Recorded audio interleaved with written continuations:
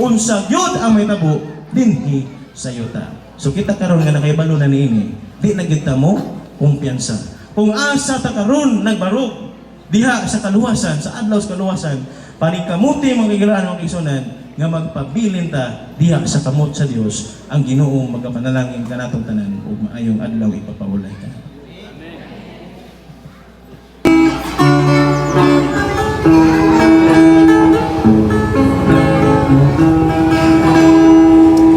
Nagkakahalul na ang katapusan, umuabot na niya ang pagbalik niya.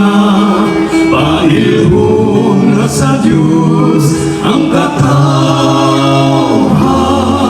silutan sa Diyos ang dautan. Maukini ang nangatan sa katawhan, namusupat sa kabalauran. Ang maigo wala na gayo'y paglaom, kinabuhi mo wala na'y kaluwasan.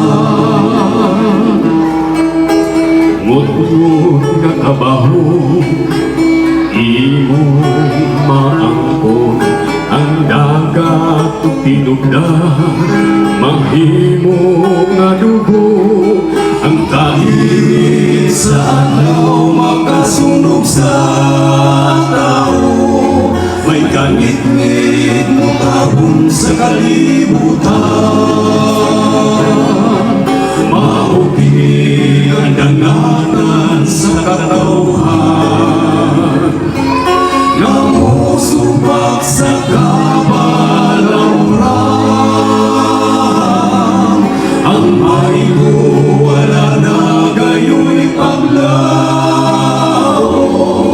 kinabuhi mo wala na'y kaluwasan. Ay mag-anto sa daghan nga katawhan, ang ulan nga yelo tag-50 ka kilo. Mga pasidaan nga ang hambag maligayan, tutuman lang ang iyang kasuguan. Maukini ang dangatan sa katawhan, namusubak sa kabalauran. Ang maigo wala na gayo'y paglaom,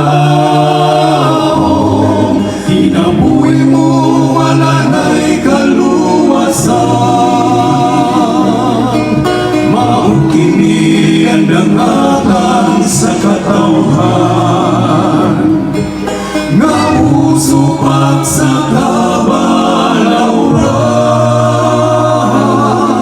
Ang maigo wala na gayo'y paglaom,